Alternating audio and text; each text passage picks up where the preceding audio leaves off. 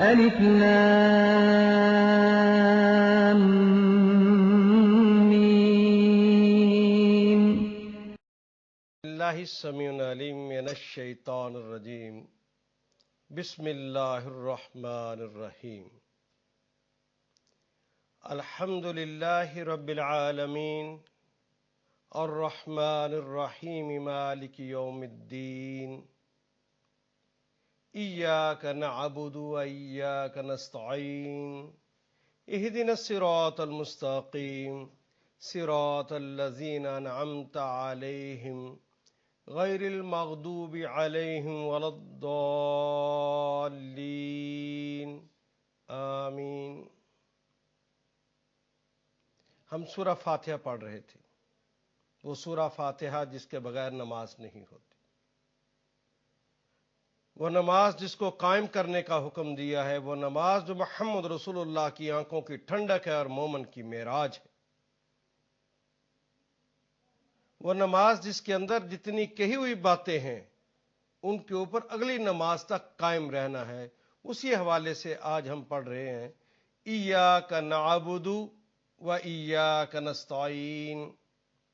جب لفظی ترجمہ ہم کر رہے تھے اس وقت میں نے بتایا تھا کہ یہ کلمہ ایاک، یہ ایا جو ہے وہ خاص کر دینے کے لیے آتا ہے، یہ ان بریکٹ کرنے کے لیے آتا ہے، یہ ادات محاصرہ کہلاتا ہے.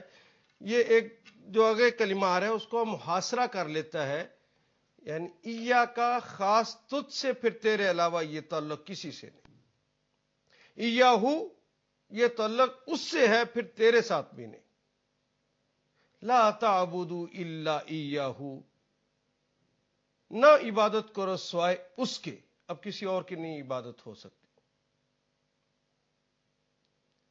یہاں پر یہ کلمہ یا اس طرح دیکھیے فَإِيَّايَ فَارْحَبُونَ، ایا کا لفظ آ گیا ہے یا کے ساتھ، مجھ سے ڈرو پھر میرے علاوہ کسی سے نہ ڈرو. اور یہاں پہ کلمہ ایاک نعبد، ہم صرف آپ کی عبادت کرتے ہیں، آپ کے علاوہ کسی کی عبادت نہیں کرتے. کا یہاں سے مراد اللہ جل شانہ، اللہ سے مخاطب ہو کے، اللہ سے گفتگو کرتے ہوئے، اللہ سے راز و نیاز کرتے ہوئے اب یہ عہد باندھ رہے ہیں، اب یہ میثاق کر رہے ہیں، یہ اللہ سے وعدہ کر رہے ہیں کہ ایاک نعبد، اس کے اوپر ہم نے قائم رہنا ہے. لیکن اگر جانتے ہوں گے کہ ایاک نعبد کہہ کر ہم نے کیا کہا ہے تو تبھی قائم رہ سکیں گے نا عمل کی دنیا میں.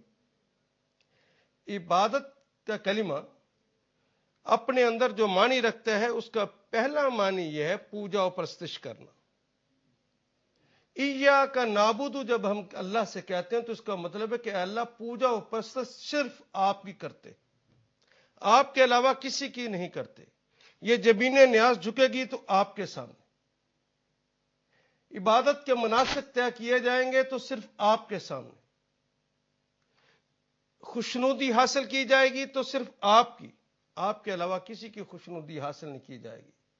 میں نماز پڑھوں گا، میں روزہ رکھوں گا، میں زکوٰۃ دوں گا، میں حج کروں گا، میں اللہ کی راہ میں اگر میں مال لگاؤں گا تو خالصتاً اور خالصتاً صرف آپ کی راہ میں لگاؤں گا، آپ کے علاوہ کسی کے لیے نہیں لگاؤں گا. نہ سجدہ، نہ روزہ، نہ قیام،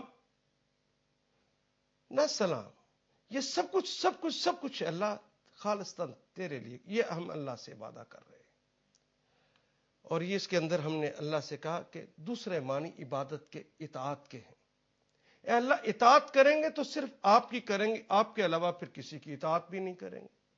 فرما برداری کریں گے تو صرف آپ کی کریں گے، آپ کے علاوہ کسی کی فرما برداری نہیں کریں گے.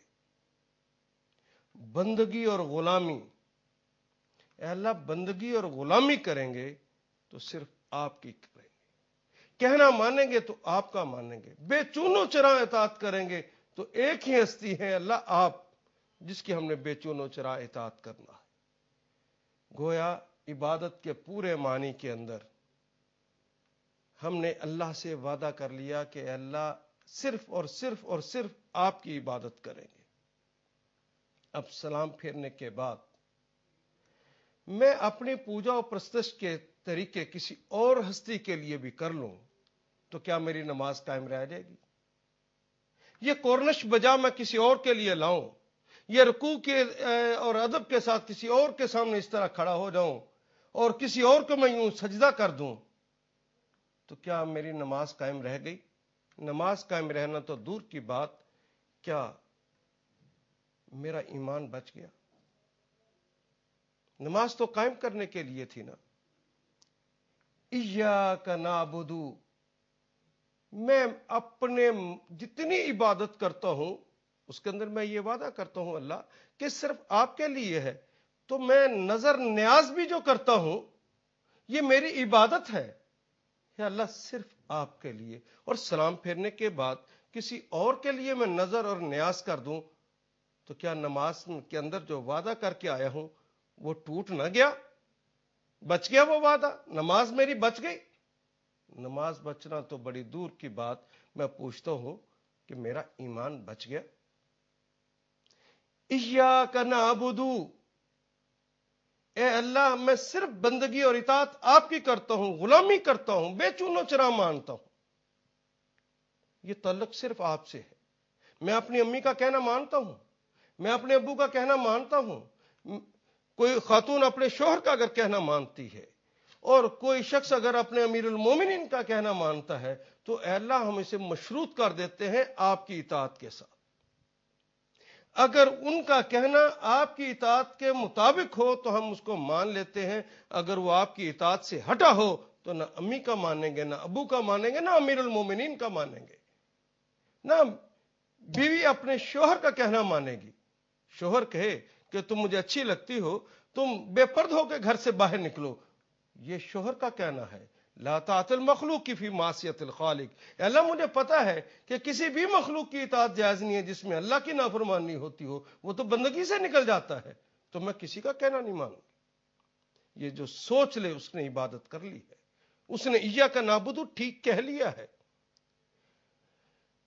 پھر جب بندگی کرنی ہے، جب اطاعت کرنی ہے، جب غلامی کرنی ہے، اور محمد رسول اللہ کی غلامی اس لیے کہ وہ ما ینطق عن الہویٰ، وہ تو اپنے پاس سے کچھ کہتے ہی نہیں ہے، ان ہوا الا وحی یوحیٰ، وہ تو وہی ہوتی ہے، وہ تو آپ کا پیغام ہوتا ہے، وہ تو اپنی زبان سے کوئی جملہ کہتے نہیں ہے جو سوائس کے جو آپ کہتے، وہ تو وہی ہوتی۔ اس لیے ان کی بھی اطاعت ہم بے چون و چرا کرتے ہیں، باقی کائنات میں کسی ہستی کی یہ اطاعت ہم کرتے ہی نہیں ہیں، کیونکہ یہ تو غلامی ہو جائے گی۔ ہم دنیا میں کسی کے بھی غلام نہیں ہیں، اللہ تو نے ہمیں آزاد جانا، ہم کیوں کر کسی کے غلام ہوں؟ ہم تو غلام صرف آپ کے ہیں۔ ایاک نعبد، کہنا بھی آپ کا مانتے ہیں۔ آپ کو فرما روا ماننا ہے نا، فرما روا کا قانون چلتا ہے۔ اگر میرا گھر کے دائرے کے اندر میری حکمرانی ہوگی تو میری حکمرانی کے اندر، میرے گھر کے اندر اللہ آپ کا قانون ہوگا۔ اگر میری حکمرانی کسی ایک ادارے کے اندر ہوگی تو وہاں پر بھی اللہ آپ کا قانون ہوگا، اور اگر میری حکمرانی کسی صوبے اور کسی شہر اور کسی ملک کے اندر ہوگی تو اللہ صرف آپ کا قانون چلے گا۔ تو ہر شخص اپنے اپنے دائرے میں دیکھے کہ نماز کے اندر تو اس نے کہا ہے ایاک نعبد، میں آپ کی بندگی اور اطاعت کرتا ہوں، تو پھر وہاں پہ اطاعت، وہ قانون جو اس نے بنا رکھا ہے اپنے گھر کو چلانے کے لیے، وہ خاندان کے رسم رواج کے مطابق چلتا ہے اس کا گھر، یا اللہ کے قانون کے مطابق چل رہا ہے؟ اگر اللہ کے قانون کے مطابق ہے تو ایاک نعبد کہہ کر اس نے نماز کو قائم کر لیا ہے۔ اگر اس کے اپنے گھر کے اندر ہی وہ تعلق، وہ رشتہ، وہ ناتا، وہ جو خاندان کے رسم رواج کے مطابق بنتا یا ٹوٹتا ہے، یہ جو ہم ایک دوسرے کو کہتے ہیں کہ یہ میرا شریکہ برادری ہے، کیا اللہ کے حکم سے اسے شریکہ برادری بنایا تھا؟ یہ جو ہم چچا کے بیٹے، تایا کے بیٹے، ماموں کے بیٹے، پھوپھو کے بیٹے سے لڑ پڑتے ہیں، اسے شریکہ برادری کہتے ہیں، کیا اللہ کے حکم کے مطابق کر رہے ہیں؟ اس کے اندر تو ہم نے اللہ سے کہہ دیا ہے کہ اللہ بندگی تیری، اطاعت تیری، حکم تیرا، فرمان تیرا۔ وہ حکم دیتا ہے کہ جو تم سے ٹوٹتے ہیں یہ رشتے چچا تایا ماموں کے، جو تم سے ٹوٹتے ہیں ان سے جڑو۔ تو اطاعت کیا ہے؟ پھر وہ دوسرا مخالف، وہ چچا تایا کا بیٹا، وہ ماموں کا بیٹا، وہ غلط بات بھی کہے، جو تم سے ٹوٹتا ہے اس سے تو جڑنے کی بات کرنی ہے، کہ اس سے دوری کی بات کرنی نہیں، دوری نہیں ہوگی۔ شریکاں دی کن ٹا دیو پاویں آپ تھلے آ جاؤ، ہم تو اتنے گندے ہو گئے، اللہ کی قانون کو ماننے کے باوجود ہر نماز کے اندر، یہ نہیں میں کہتا کہ ہر نماز کے اندر، بلکہ ہر رکعت کے اندر ہم کہتے ہیں ایاک نعبد، ہم آپ کی اطاعت کرتے ہیں، اور عمل کے اندر کس کی اطاعت ہو رہی؟ نماز بچ جائے گی؟ جتنی قوت کے ساتھ ہم یہ بات کہتے ہیں ایاک نعبد، اتنی ہی قوت کے ساتھ پھر اگلا جملہ بھی ہے ایاک نستعین، ایک عہد ہے، ایک وعدہ ہے، ایک میثاق ہے، اللہ کے سامنے اس کے دربار میں کھڑے ہو کر یہ جملہ کہہ رہے ہیں ایاک نعبد و ایاک نستعین، جس طرح اے اللہ ہم تیرے علاوہ کسی اور کو بھی سجدہ کر دیں، آپ کو بھی سجدہ کریں اور آپ کے علاوہ کسی اور کو بھی سجدہ کر دیں تو ہم مشرک ہو جاتے ہیں، اسی طرح ایاک نستعین، ہم آپ سے مدد طلب کرتے ہیں، آپ کے علاوہ کسی اور سے مدد طلب کر لے تو اے اللہ ہم مشرک ہو جاتے ہیں، ہمارا ایمان نہیں بچتا، صرف اور صرف اور صرف مدد تو آپ سے طلب کرنا ہے۔ نماز کے اندر یہ وعدہ کر کے باہر نکل کسی اور سے مدد جو طلب کر لے، کیا اس کی نماز قائم رہ گئی؟ میں پوچھتا ہوں، نماز قائم رہنا تو بڑی دور کی بات، کیا ایمان بچ گیا؟ ایمان بھی نہیں بچ سکتا۔ ایاک نستعین، اے اللہ صرف آپ سے استعانت طلب کرتے۔ یہ استعانت ہے کیا؟ ایک ہے میں استاد ہوں، میں پڑھاتا ہوں، آپ کی ضرورت ہے، آپ مجھ سے پڑھتے، آپ نے مجھ سے مدد طلب کی کہ میں آپ کو پڑھاؤں، ایک یہ ہے، یہ جائز ہے، یہ اسباب کی دنیا ہے۔ ایک آدمی نے ملازمت کرنی ہے، وہ آدمی کے پاس جاتا ہے، کہتا ہے یہ تمہارا ادارہ ہے، میں اس کے اندر ملازمت کرنا چاہتا ہوں، میری مدد کرو، مجھے ملازمت دو، میری یہ ضرورت ہے، اس کو پورا کرو۔ یہ باتیں کہنا یہ اسباب کی دنیا ہے، اسباب کی دنیا کے اندر ایک دوسرے کی مدد کرنا اور مدد مانگنا، یہ دونوں نہ صرف جائز ہے بلکہ اس کے اوپر بہت اجر۔ یہ جس سے منع کر دیا گیا ہے یہ وہ ہے جو مافوق الفطرت ہوتا ہے۔ مافوق الفطرت چیز کسی سے نہیں مانگنی، جو اللہ دے سکتے ہیں وہ کسی اور سے نہیں مانگنا۔ آپ مجھے بتائیے، بیٹا کون دیتا ہے؟ بیٹی کون دیتا ہے؟ اللہ کے علاوہ کوئی اور بھی دیتا ہے؟ اللہ کہتا ہے یہ میں دیتا ہوں۔ عزت کون دیتا ہے؟ ذلت کون دیتا ہے؟ اقتدار کون دیتا ہے؟ اس کا اسباب کی دنیا سے کوئی تعلق نہیں۔ یہ اقتدار تو اللہ کہتے ہیں میں دیتا ہوں، جس کو چاہتا ہوں دیتا ہوں اور جس سے چاہتا ہوں چھین لیتا ہوں۔ یا قرآن حکیم کی آیہ موجود نہیں ہے؟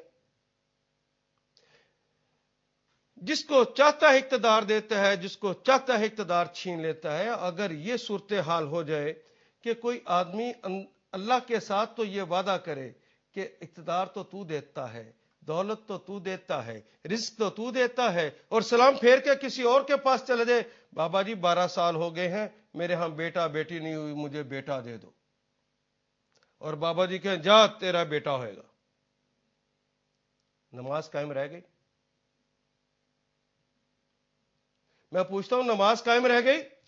ایاک کہا ہے نعبدو، ہم آپ کی عبادت کرتے ہیں، ایاک کہنے کے بعد کسی اور کو سجدہ کر لیا، ایمان بچ گیا؟ اسی طرح ایاک نستعین، ہم آپ سے مدد طلب کرتے ہیں، یہ مافوق الفطرت طریقے سے بیٹا کوئی نہیں دے سکتا سوائے رب کی ذات کے۔ زندگی کون دیتا ہے؟ موت کون دیتا ہے؟ آپ زندگی اور موت کسی اور سے مانگے؟ کوئی کہے کہ میں تمہیں تورا بورا بنا دوں گا، آپ ڈر جائیں کہ مجھے تورا بورا بنا دے گا؟ یہ تو استطاعت صرف ایک ہستی کے پاس ہے، اس کا نام اللہ۔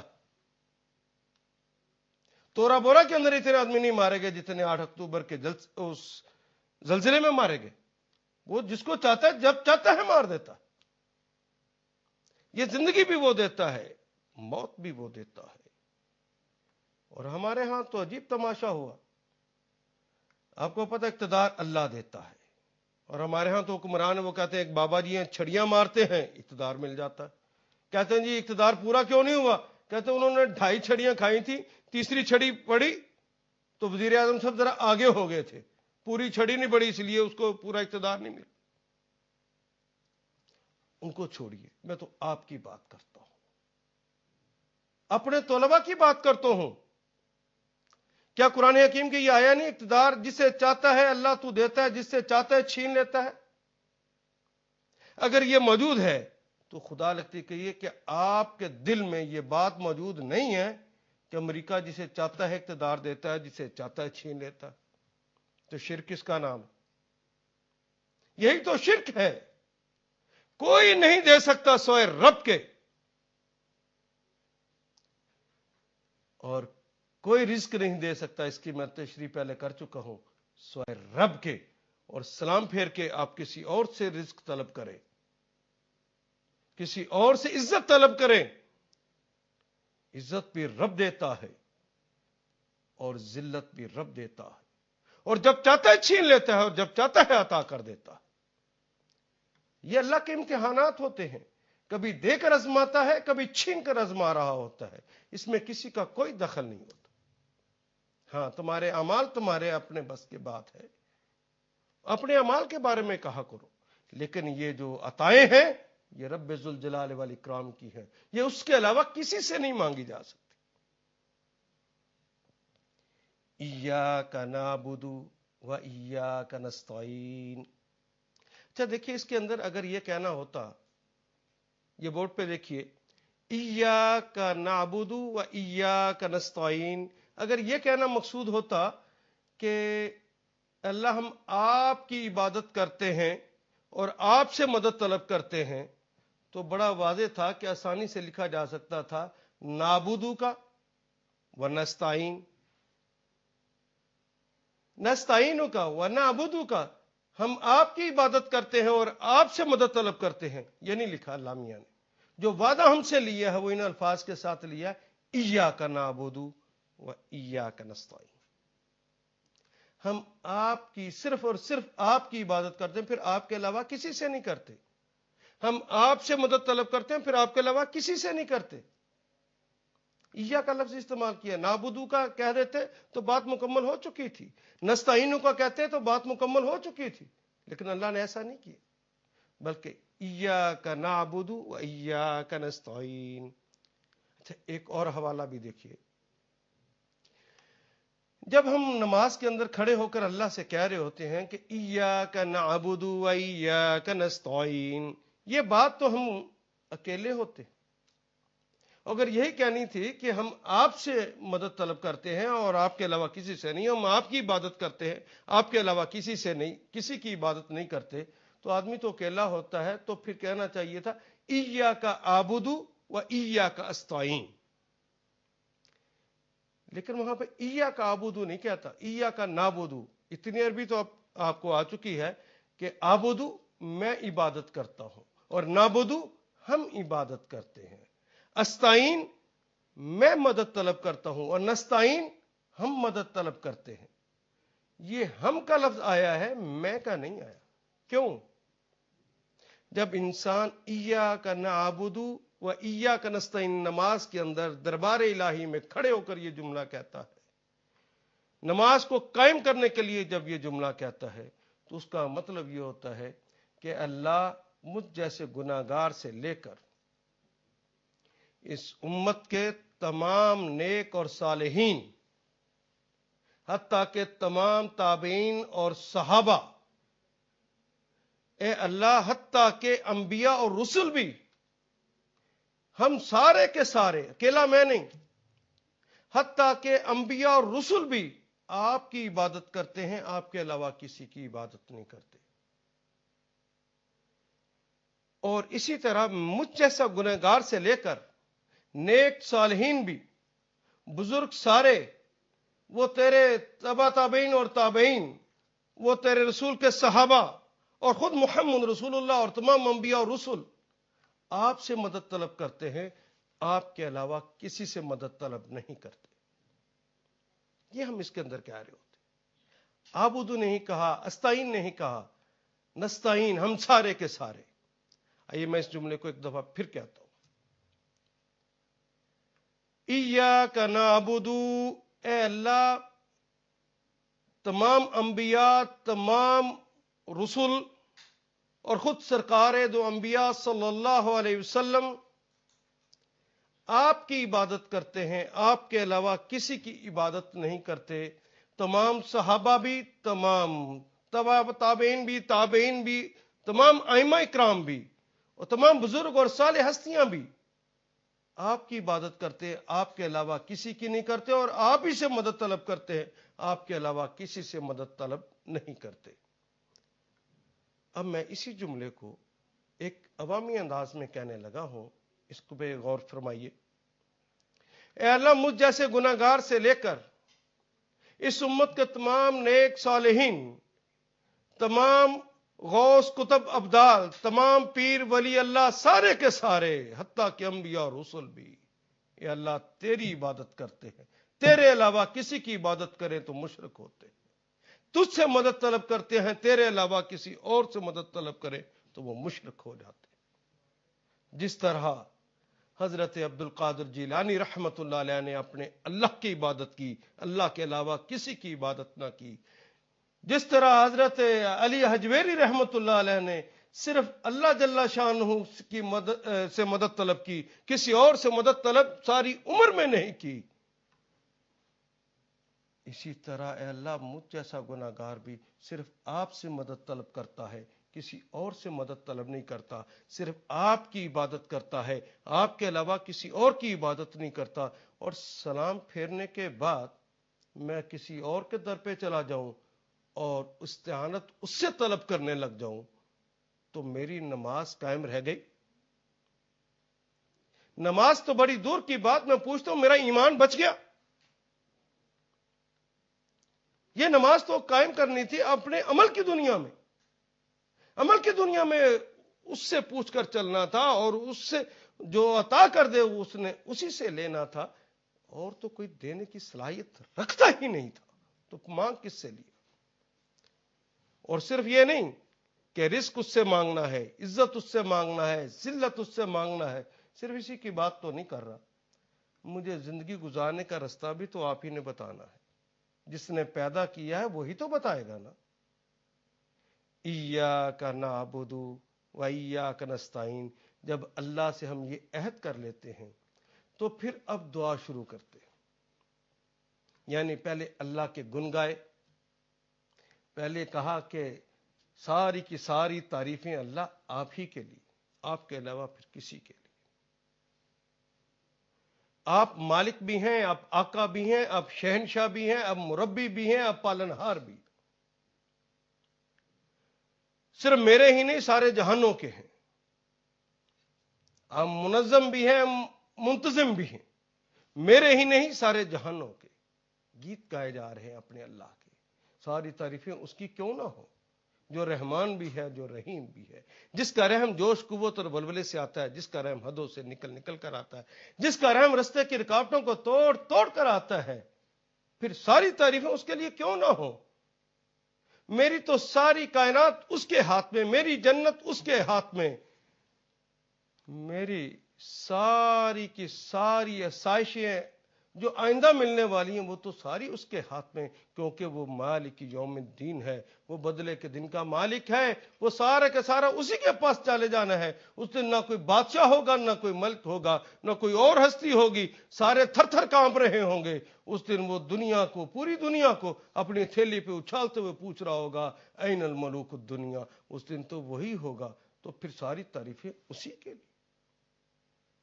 پھر اقرار کرتے ہیں ایاک نعبد، ایسا اتنی بڑی ہستی، تیری ہی عبادت کرتے ہیں، تیرے اور تجھی سے مدد چاہتے ہیں، تیرے علاوہ پھر کسی سے نہیں چاہتے. یہ جب عہد اقرار کر لیتے ہیں، میثاق باندھ لیتے ہیں، تو پھر اللہ سے اب مانگنے لگتے ہیں. جب اس بات کا یقین ہوتا ہے کہ دینے والی ہستی تو وہی ہے. میری زندگی گزارنے کا طریقہ کرینہ سلیقہ بھی تو اس کو بتانا ہے. پھر وہ اس سے کہتے اہدنا الصراط المستقیم، اہدنا الصراط المستقیم. اے اللہ ہمیں سیدھا راستہ دکھا دیجیے. یہ دنیا تو بھول بھلیاں ہیں، بے شمار پگڈنڈیاں ہیں، بے شمار مسالک ہیں. یا اللہ کدھر چلیں گے؟ رستہ آپ نے بتانا ہے. آپ ہی اب دعائیں ہو رہی ہیں. اہدنا الصراط المستقیم.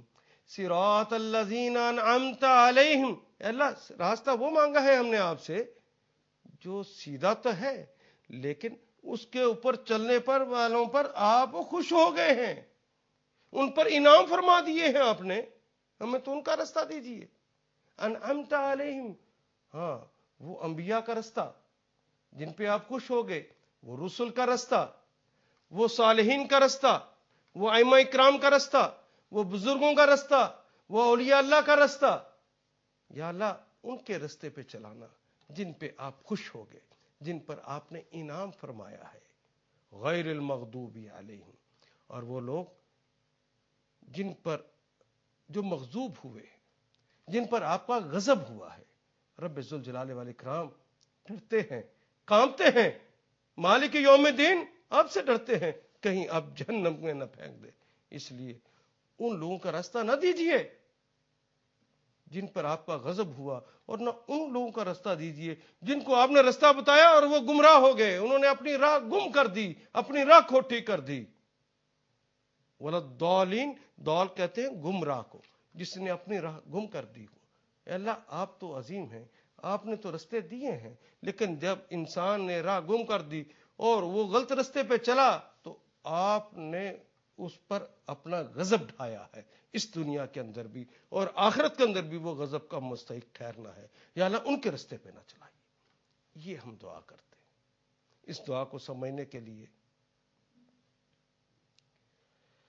آئیے چند لمحے کچھ گفتگو کر کے دیکھتے ہیں کہ ہمیں کیا طریقے اختیار کرنے ہیں زندگی گزارنے کے، وہ کون سے رستے ہیں کہ ہمارا رب ہم سے راضی ہو جائے اور انعام یافتہ لوگوں میں شامل کر دے۔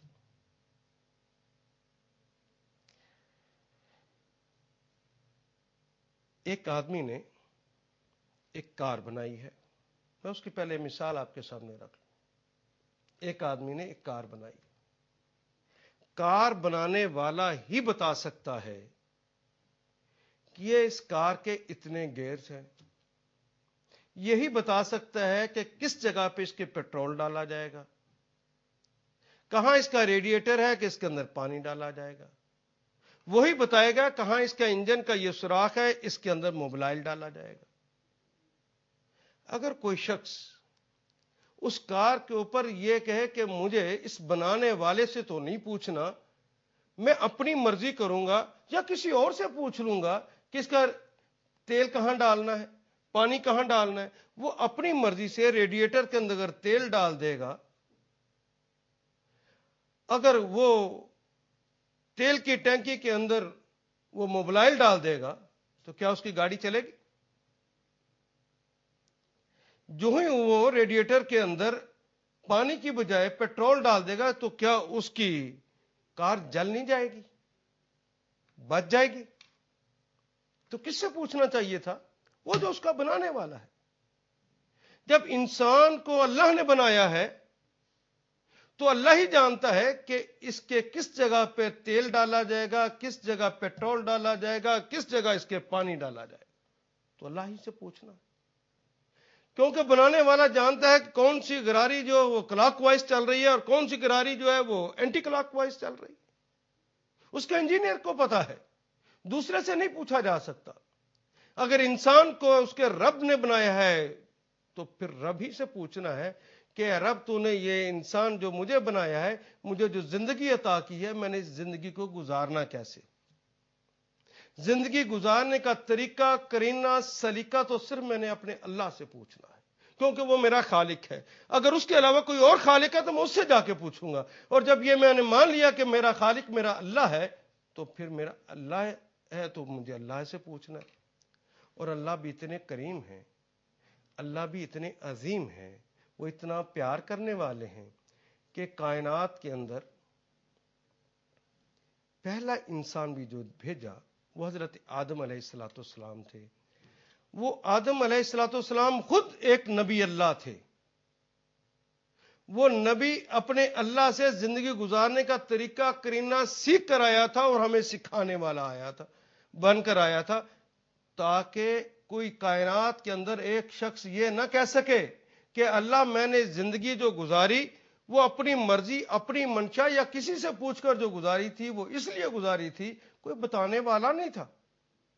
تو پہلا شخصی نبی اللہ آیا, اس کے گھر میں باقی اولاد پیدا ہوئی جس نے اپنے باپ سے آدم علیہ السلام سے پوچھ کر زندگی گزارنی تھی.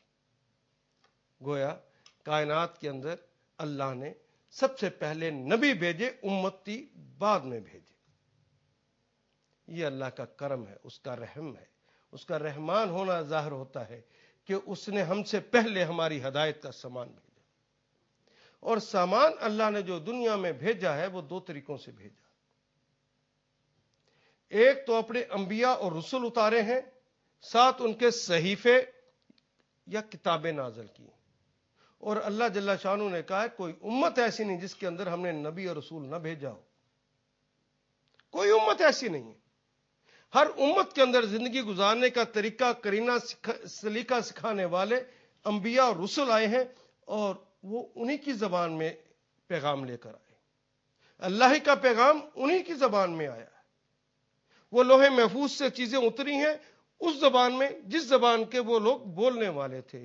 کبھی عبرانی میں آئیں, کبھی سریانی میں آئیں, اور ہمیں تو صرف 55-56 انبیاء اور رسول کا پتہ ہے, اس کے زیادہ تو ناموں کا ہمیں پتہ نہیں ہے. لیکن محمد رسول اللہ کہتے ہیں 1,24,000 کے قریب انبیاء اور رسول آئے. ہمیں نہیں ناموں کا پتہ, لیکن ہم مانتے ہیں کہ ان دنیا میں آئے اور اللہ نے ان کے ذریعے کتابیں بھی نازل کی اور صحیفے بھی نازل کیے. کتابوں اور صحیفوں کے ذریعے انہوں نے لوگوں کو تعلیمات دی. یہ کتاب اور خود نبی, یہ زندگی گزارنے کا طریقہ کرینہ سلیقہ. کتاب سے مراد یوں سمجھیے کہ جس نے کار بنائی ہے اس نے ساتھ ایک بکلیٹ دیا ہے کہ اس کار کو تم نے کس طرح استعمال کرنا ہے. زندگی دینے والے اللہ نے کتاب دی ہے کہ تم نے زندگی کو کس طرح گزارنا ہے. اور ساتھ ہی جس طرح کار کے بنانے والے نے ایک انجینئر بھی دے دیا کہ اس کو ذرا چلا کے بھی دکھانا کہ کس طرح چلتی ہے وہ, تاکہ وہ صحیح چلا بھی سکے. اسی طرح اللہ نے انبیاء اور رسول بھیجے جنہوں نے اپنی عملی زندگی میں پہلے اس کو اڈاپٹ کیا اور عملی زندگی میں اللہ کی اطاعت کر کے دکھائی. کہا کہ لوگوں جس طرح میں نے کی ہے اس طرح تم بھی کرو. اگر اللہ نے کہا کہ نماز پڑھو تو محمد رسول اللہ نے ایسے ہی آ کے نہیں کہہ دیا کہ نماز پڑھو. پہلے میرے آقا نے خود نماز پڑھی, نماز پڑھ کے دکھائی, پھر کہا صلو کما رأیتمونی اصلی, تم اس طرح نماز پڑھو جس طرح کہ تم نے مجھے نماز پڑھتے دیکھا.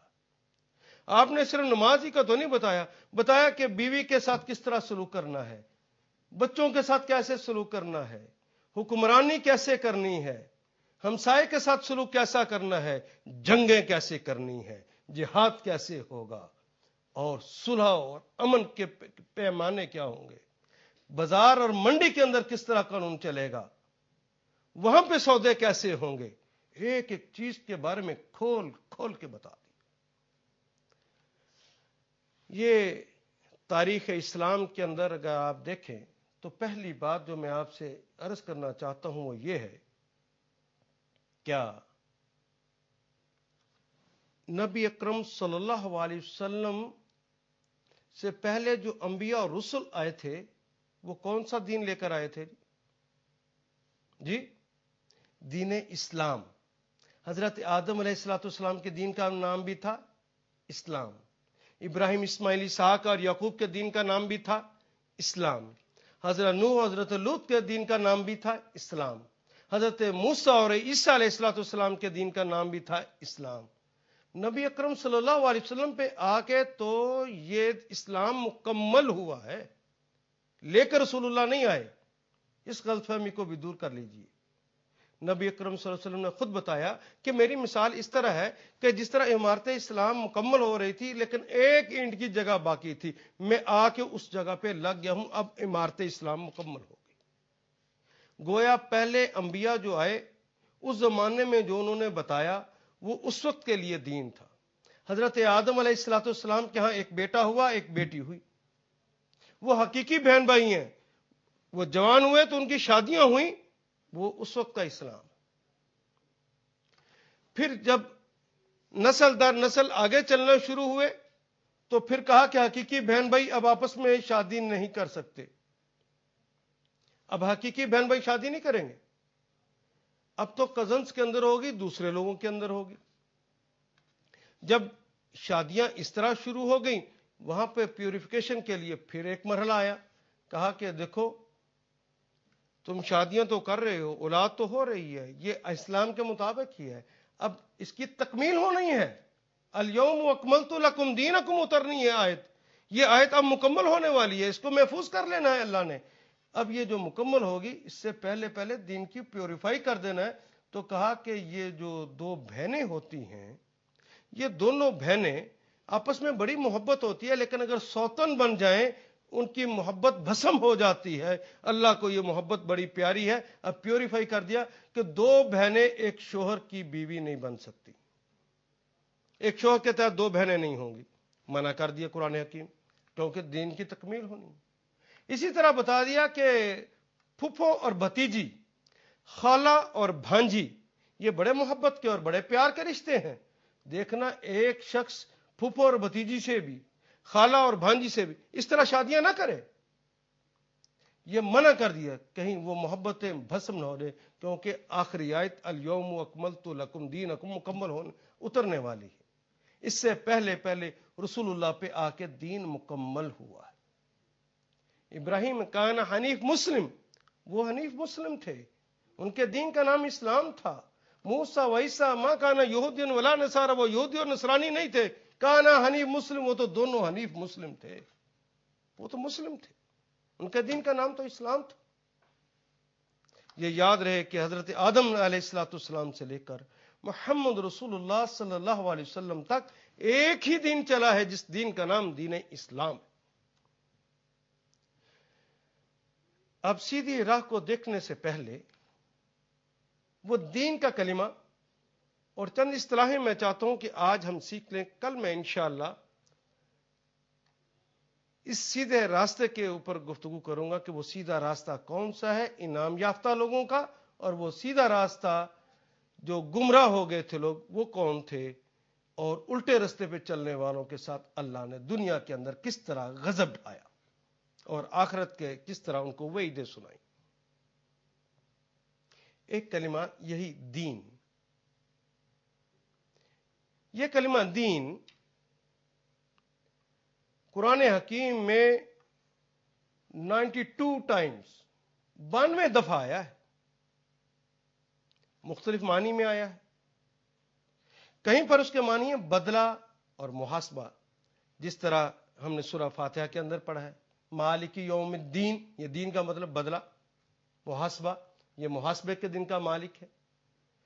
کبھی اس کا معنی حکم چلانا ہوتا ہے اور کبھی اس کا معنی اطاعت کرنا بھی ہوتا ہے، کبھی اس کا معنی متصرف ہوتا ہے اور کبھی اس کا معنی دستور زندگی اور ضابطہ حیات ہوتا ہے۔ یہ دستور زندگی اور ضابطہ حیات دین کے ایک معنی یہ ہے۔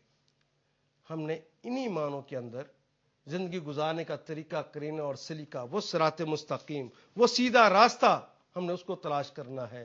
وہ شاہراہ حیات کیا ہے؟ یہ دین کہلاتا ہے۔ زندگی گزارنے کا طریقہ قرینہ سلیقہ، یہ دین ہے۔ ایک اور کلمہ ہے مذہب، یہ اردو میں ہم مذہب کا کلمہ استعمال کرتے ہیں، عربی مبین ہی کا کلمہ ہے۔ ذہب یذہب، ذہب وہ چلا گیا، کوئی آدمی کسی مقام پہ ہو اور وہاں سے چلا جائے تو ہم کہتے ہیں اس نے ذہاب کر لیا ہے، مذہب اختیار کر لیا ہے۔ کوئی آدمی کوئی رائے کو اختیار کرتا ہے تو ہم کہتے ہیں اس نے مذہب اختیار کیا ہے۔ کسی رائے کے اختیار کرنے، ایک شارع ہے اس سے کوئی چلا گیا، وہ اس نے ذہاب کیا ہے، اس نے مذہب اختیار کیا ہے۔ زندگی گزارنے کا ایک طریقہ ہے، وہاں سے اس نے کوئی اور رائے کو اپنا لیا ہے تو اس نے کوئی مذہب اختیار کر لیا۔ ذہبہ وہ وہاں سے چلا گیا ہے۔ عرب بھی ایسے ہی کرتے تھے کہ جب کوئی اور رائے کو اپناتا تو کہتے اس نے مذہب اختیار کر لیا، اس کا مذہب یہ ہو گیا ہے۔ آج ہمارے ہاں یہ مترادف کے طور پہ استعمال ہوتا ہے۔ اور ایک کلمہ ہے اسلام، قرآن حکیم میں یہ کلمہ 6 دفعہ استعمال ہوا ہے۔ لغوی طور پہ تو سلامتی کو کہتے ہیں اسلام، آفات، مشکلات اور مصائب سے بچ جانے کا نام ہے اسلام، لیکن اصطلاحاً کہتے ہیں اللہ جل شانہ نے انسانی زندگی گزارنے کے لیے جو طریقے، قرینے اور سلیقے دیے ہیں، وہ جو انبیاء اور رسل لے کر آئے ہیں اور انہوں نے عملاً کر کے دکھائے ہیں، وہ ساری چیزیں جو کتاب اللہ میں موجود ہوں، وہ ساری چیزیں جو رسول کر کے دکھا دیں، وہ پورے کا پوری شاہراہ وہ اسلام ہے۔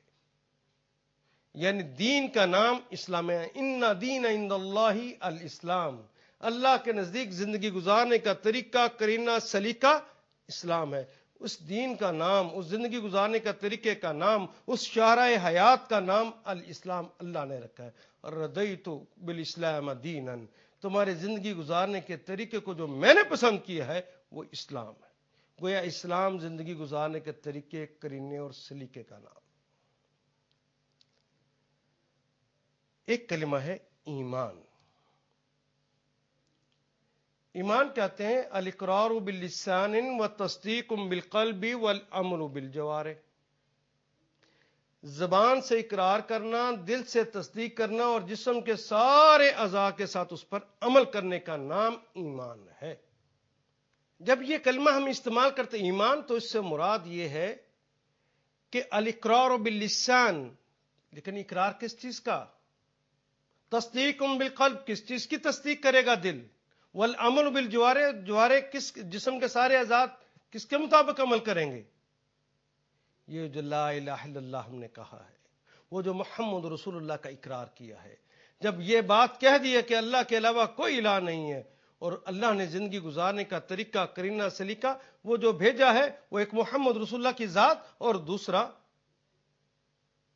قرآن حکیم، اللہ کی اپنی تعلیمات، یہ جو دونوں چیزیں ہیں اس کو ملا کے اسلام کہا۔ اس کے اقرار بھی کرنا ہے پورے کا، اس کے اندر جو باتیں احادیث نبوی میں کہہ دی گئیں، جو قرآن حکیم میں کہہ دی گئیں، زبان بھی اقرار کرے، دل بھی شہادت دے اور جسم کے اعضاء بھی اس پر شہادت دے۔ گویا اپنے آپ کو ان افکار، ان خیالات، وہ نظریات جو محمد رسول اللہ نے دیے، جو اللہ نے دیے، اپنے آپ کو اس طرح نتھی کر لینا کہ اگلی ساری زندگی اس کے مطابق جاری ہو جائے، شروع ہو جائے، وہ ایمان ہے۔ اور ایک اور کلمہ ہے عقیدہ۔ یہ عقیدے کا کلمہ بھی عربی مبین میں استعمال ہوتا ہے، ہماری زبان میں بھی استعمال ہوتا ہے۔ عقد نکاح، عقد نکاح کیا ہے؟ ایک مرد کو ایک عورت کے ساتھ اس طرح باندھ دیتے ہیں کہ اگلی زندگی اس سے جاری ہو جائے، حیات آگے اس سے جاری ہو جائے، اسے عقد کہتے ہیں، باندھ دینے کو۔ گویا اپنے آپ کو کچھ افکار، خیالات اور نظریات ہیں جس کے ساتھ باندھ دینا ہے تاکہ عمل کی دنیا اس کے مطابق جاری ہو جائے، تو کہتے ہیں اس نے عقیدہ اختیار کر لیا۔ ایمان اور عقیدے کی بظاہر تعریف ایک جیسی ہے، لیکن اس کے اندر ایک فرق ہے۔ فرق یہ ہے، جس کو میں نے ابھی واضح کرنے کی بھی کوشش کی، کہ ایمان کے پیچھے وہ افکار، وہ خیالات، وہ نظریات جس کے اوپر اپنے آپ کو اقرار بھی کرنا ہے اور جس کی تصدیق دل نے کرنی ہے اور جس کے مطابق جسم کے سارے اعضاء نے عمل کرنا ہے، وہ وحی الہی ہے، چاہے کتاب اللہ میں ہو، چاہے محمد رسول اللہ۔ اور وحی الہی میں غلطی کا کوئی امکان نہیں ہوتا۔ کیا غلطی کا امکان ہو سکتا ہے وحی الہی میں؟ جبکہ عقائد سے مراد علماء کے افکار، خیالات اور نظریات ہیں۔ علماء کے افکار اور خیالات اور نظریات کے ساتھ اپنے آپ کو یوں نتھی کر لینا کہ جس طرح انہوں نے کہا ہے اگلی زندگی اس کے مطابق جاری ہو جائے، بس اس کا نام عقیدہ ہے۔ لیکن علماء کی بات غلط بھی ہو سکتی ہے اور ٹھیک بھی ہو سکتی، لیکن ایمان کے اندر اس کے غلط ہونے کا کوئی امکان نہیں، وہ تو 100% ٹھیک، کیونکہ وہی الہی ہے اس کی بنیاد، اور اس کی بنیاد، عقیدے کی بنیاد علماء کے افکار، خیالات اور نظریات ہوتے ہیں۔ حضرات یہ کلمہ ایک اور بھی دیکھ لیجئے، مسلک، بورڈ پہ بھی دیکھیں، یہ ایک کھیت ہے، खेत के चारों कॉर्नर हैं, किसी ने ए से ये बी कॉर्नर पर पहुंचना है। उसका एक तरीका कि ए से वो सी पे जाए, सी से वो डी पे आए, डी से फिर वो बी पर आ जाए, या ए से डायरेक्ट बी पर भी आ सकता है। दूसरा तरीका यह है कि वो जो आदमी सी पर पहुंचा हुआ है वहां से वो ए से पहले सी से ए पर आएगा, ए से फिर वो बी पर आएगा। एक तरीका यह है कि सी से दरमियान में से रास्ता बनाते हुए, पगडंडी जिसे कहते हैं, खेत के अंदर से पगडंडी बनाते हुए, आपने खेतों में अक्सर देखे होंगे, पगडंडी बनाते हुए सी पर डायरेक्ट आ जाए, वितर जिसे कहते हैं, वो उसके ऊपर चल के आ जाए। इससे उसका वक्त भी बचता है और सलाहियतें कम खर्च होती हैं, जल्दी पहुंच जाता है, ये उसका फायदा होता है। तो लोगों ने अमूमन लोगों के खेतों के अंदर से इस तरह रास्ते बना रखे होते। ये रास्ता ये जो बनता है इसे पगडंडी कहते हैं, ये सल्क कहलाती है। जो इस पे चलता है उसे सालिक कहते हैं। इस अमल को कहते हैं उसने मसलक इख्तियार किया है। कोई आदमी किसी रास्ते पे चल पड़े तो उसने सल्क किया है, वो सालिक है, उसने वो मसलक इख्तियार किया है। ये कलिमात जिंदगी गुजारने के वैसे तरीके करीने के हवाले से हैं, जिंदगी के ऊपर चलने के हवाले से सारे कलिमात मैंने आपके सामने रखे। लेकिन ये कलिमा मजहब जिसको हम दीन के मुतरादिफ के तौर पर इस्तेमाल करते हैं, अरबी मुबीन का कलिमा है। अकीदा ये अरबी मुबीन का कलिमा है जिसे हम ईमान के मुतरादिफ के तौर पर इस्तेमाल करते हैं। मसलक ये सारे कलिमात अरबी मुबीन ही के हैं, लेकिन इन मानों के अंदर कुरान हकीम ने इन्हें इस्तेमाल नहीं किया। अरबी के होने के बावजूद कोई अजीब बात नहीं, हमारी जबान से ये मजहब, मसलक और अकीदा का कलिमा हटता नहीं है, और अल्लाह ने अरबी के कलिमात होने के बावजूद किताबुल्लाह में उन्हें इस्तेमाल नहीं फरमाया। यह मजहब, मसलक और अकीदे का कलिमा जो हमारी जबान से हटता नहीं है, मैंने अपने तौर पे तहकीक की है कि अहादीस नबवी सल्लल्लाहु अलैहि वसल्लम में इन मानों के अंदर कहीं इस्तेमाल हुआ हो तो नबी मोहतरम सल्लल्लाहु अलैहि वसल्लम ने भी इन्हें इस्तेमाल नहीं फरमाया। मैंने सोचा सहाबा के जमाने में या ताबईन के जमाने में कहीं पर ऐसा हुआ हो, तो मगाजी की किताबों को भी देखा है, वहां पर कहीं पर इस तरह इन कलिमात को इस्तेमाल करना पसंद नहीं किया गया। अरबी मुबीन के कलिमात होने के बावजूद नहीं पसंद किया गया इन मानों में इन्हें इस्तेमाल करना। फिर ये हमारी जुबान में आ कहां से गए, कब इनका आगाज हुआ? सबसे पहले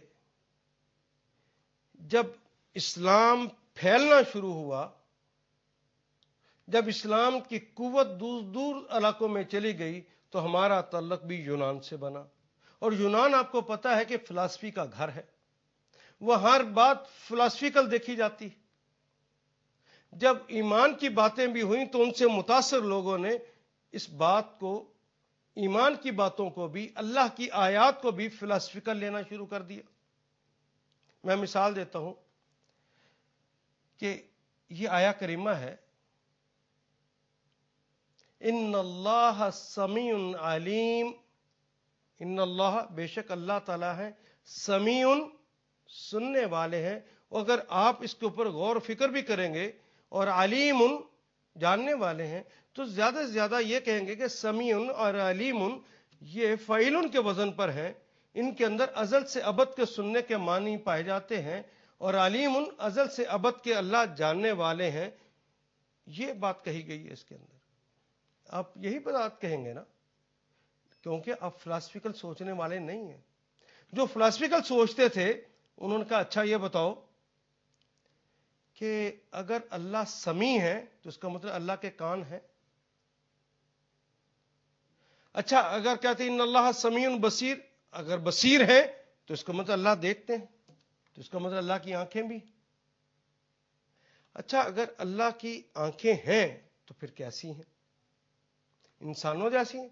تو پھر کہا نہیں انسانوں کی آنکھ تو رات کو دیکھ نہیں سکتی. اچھا بلی کی طرح کی ہیں, چمگادڑ کی طرح کی ہیں؟ نہیں, بلی کی طرح کی ہیں جو صبح بھی دیکھ لیتی ہے اور شام کو بھی دیکھ لیتی ہے. اچھا اللہ کے کان کیسے ہیں بھی کہ نہیں؟ ہیں تو تب سنتا ہے نا. فلاسفیکل بات شروع ہو. اچھا انسانی کان, یہ تو ایک مدت دور ذرا کھڑے ہو جائیں تو سنائی نہیں دیتا. اچھا چونٹی کی طرح کے ہیں جو دور سے سن لیتی ہے, زمین کی دھمک سے سن لیتی ہے. کہ اس کے تو ہوتے ہیں تو سنتی ہے, وہ شاید سانپ کی طرح جس کے کان ہی نہیں ہوتے وہ پھر بھی سن لیتا ہے. پھر اس کے بعد ایک عالم نے یہ رائے بنائی کہ اللہ کے کان ہیں, دوسرے نے کہا کہ اللہ کے کان نہیں ہیں. ایک نے کہا کہ اللہ کی اگر کان نہیں ہے تو اس کا مطلب تو اللہ کی وہ جو صفت ہے سمیع اس کا انکار کرتا ہے, کیونکہ کان کے بغیر تو سنے نہیں جا سکتا, تو اس کا مطلب تو اللہ کی صفت کا انکار کرتا ہے. تو جس نے اللہ کی صفت کا انکار کیا وہ کافر. تو یہ کافر کا کھیل اس دن سے کھیلا گیا. ایک نے یہ رستہ اختیار کر لیا, ایک نے یہ رستہ اختیار کر لیا, ایک نے یہ مذہب اختیار کر لیا, ایک نے یہ مذہب اختیار کر لیا, ایک نے یہ عقیدہ اختیار کر لیا, ایک نے یہ عقیدہ اختیار کر لیا. یہ عقیدے کی رٹ, یہ مذہب مسلک کی رٹ اس دن سے چل رہی ہے جب سے ہم نے اسماء صفات کے اندر اس طرح گڑبڑ کر کے ایک دوسرے کو کافر قرار دیا, اور آج تک کافر کہتے چلے آ رہے. تم نے میرے عقیدے کے مطابق زندگی نہیں گزاری تو کافر, تو نے اس کے عقیدے کے مطابق زندگی نہیں گزاری تو کافر, وہ کافر, یہ کافر, سب ایک دوسرے کو کافر کہتے جا رہے. احتیاط کا تقاضا یہی ہے کہ ہم دین کا کلمہ استعمال کریں مذہب اور کی بجائے, اور ایمان کا کلمہ استعمال کریں. آج سے پہلے چند سال پہلے تک تو آپ کتابوں کے اندر یہی نہیں پڑھتے تھے ایمان مفصل. اب عقیدہ کی بات کہاں سے آ گئی؟ چھوڑیے ان کو, آئیے ہم نے سیدھا رستہ اختیار کرنا ہے. کل انشاءاللہ میں صراط مستقیم پہ چلنے والوں اور اس راہ سے ہٹ جانے والوں کے بارے میں آپ سے گفتگو کروں گا, تاکہ اس آیہ کریمہ کی وہ جو دعا ہے اس کے صحیح معنی کو ہم جان سکیں اور اس کے مطابق پھر اپنی عملی زندگی کو سنوار سکیں. اہدنا الصراط المستقیم صراط الذین انعمت علیہم غیر المغضوب علیہم ولا الضالین آمین. وآخر دعوانا الحمدللہ رب العالمین. شکریہ جی.